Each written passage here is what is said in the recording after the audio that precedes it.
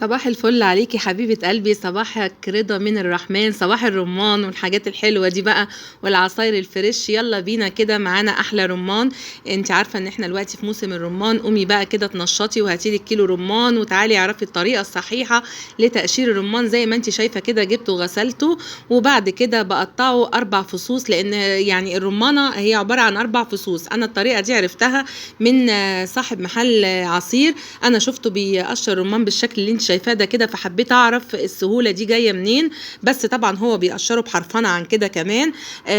فعرفت إن هُم بيجيبوا الرمانة ومن الحتة الوردة الكبيرة اللي فوق دي بتقومي شايلاها وتقومي قالبة الرمانة كده، يعني الداخل بتاعها بيبقى على بطن إيدِك، وتقومي تقعدي بقى إيه تخبّطي عليها بأي حاجة عندِك بقى زي ما أنتِ هتشوفي. أنا هاعمل أهو في الرمانة التانية كده، بُصّي من ال4 فصوص دول كده الحتة البيضا بتقومي نازلة عليها بالسكينة ومفصصاها وشايلة الحتة اللي في النُص زي ما أنتِ شايفة كده، اللي هي القطعة البيضا دي، وتقعدي بقى تدقدقي عليها شوية بينزل الرمان بمنتهى السهولة. اقعدي بس كده اتمرّني مرّة مع مرّة هتلاقي الموضوع بقى أسهل معاكِ وداعم بقى لصعوبة تفصيص الرمان. زي ما أنتِ شايفة كده أنا عملت بقى الكمية كلّها بالشكل اللي أنتِ شايفاه ده كده. طبعًا مش هاقعد أفصّص كيلو الرمان كلّه معاكِ، طالعة جميلة جدًا وبجد بجد يعني طريقة أسعفتني وطريقة حلوة جدًا، وكمان ميزتها إن هي بتنزّل الرمان من غير الأبيض بتاعه.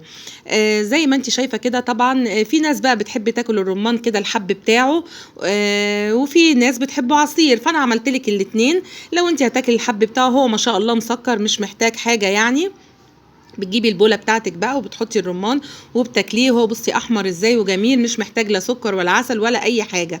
وفي ناس تانية بقى بتحبه عصير، هاعمله بالشكل اللي أنتِ شايفاه معايا ده دلوقتي هتشوفيه. ممكن تعمليه باللبن، ممكن تعمليه بالمَيّة بس، ممكن لبن وتضيفي له كريمة لباني أو قشطة زي ما أنتِ عايزة يعني. وبرضه يعني أنا بانصحِك بقى بتخزين الرمان لإن ده بينفعنا طول السنة. وطبعًا مش هنقول بقى على الفوايد الفظيعة للرمان، أهم حاجة إن هو بيقي من الأنيميا اللي هي فقر الدم، اللي هي موجودة عند معظم الأطفال عندنا طبعًا من نقص الحديد. فده عصير مفيد جدًا، يعني عصير فريش مالوش حل. جايبة هنا بقى الخلاط بتاعي وهانزل بالحب بتاع الرمان كده ومعلقتين 3 سكر. طبعًا لو عندِك عسل بيبقى أفيد، بس أنا حقيقي ما عنديش عسل فعملت بمعلقتين 3 سكر. وتنزلي بقى بحبة المَيّة بس ما تكتريش عشان يبقى إيه، يعني يبقى مركز شوية. أهو بالشكل اللي أنتِ شايفاه ده كده. وبعد كده أهم حاجة تصفّيه لإن طبعًا ما ينفعش يتشرب كده عشان البذر بتاعه بيبقى مكسّر كده، بيبقى مش حلو مع العصير. لو أنتِ وصلتِ لغاية هنا من الفيديو ما تنسيش تقولي أنتِ بتشاهديني من أي بلد، ده بيسعدني جدًا. وما تنسيش تحطّي اللايك يا ست الكل والكومنت الحلو المشجّع. بُصّي أهو أنا نزلت بقى بالمَيّة وباعصره أهو قدّامِك، ما فيهوش أي حاجة يعني، أنا بس الفيديو الغرض منه إن أنا أوريكِ الطريقة الصحيحة لتفصيص الرمان. هنا خلاص بعد ما اتعصر طبعًا هنجيب بقى المصفى بتاعتنا وهنصفيه، ده لازم جدًا وشيء ضروري. أنتِ برضه لو عاملة أي مثلًا فخفخينة، عصير كوكتيل، أي نوع من الكوكتيلات برضه بتضيفي عصير رمان ده بيبقى حلو معاه. وطبعًا عملت معاكم قبل كده دبس الرمان، ده حاجة ما يعني بُصّي لا غنى عنها في كل وصفاتِك بقى وطواجنِك وحاجاتِك الحلوة اللي بتعمليها.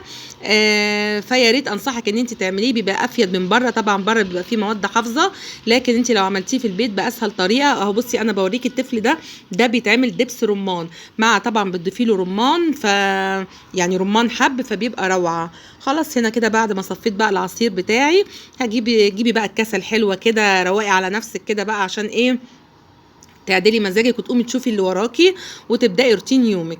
هابدأ بقى إن أنا أصُب الرمان بس كده، ده كان فيديو بسيط يا رب يكون عجبكم.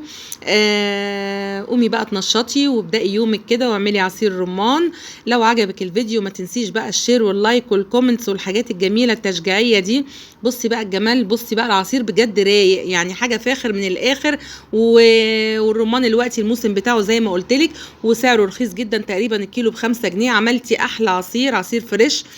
وزي ما قُلت لِك يا ريت تخزّنيه، دي حاجة جميلة جدًا وهتنفعِك طول السنة وبتدخّليه في وصفات كتير.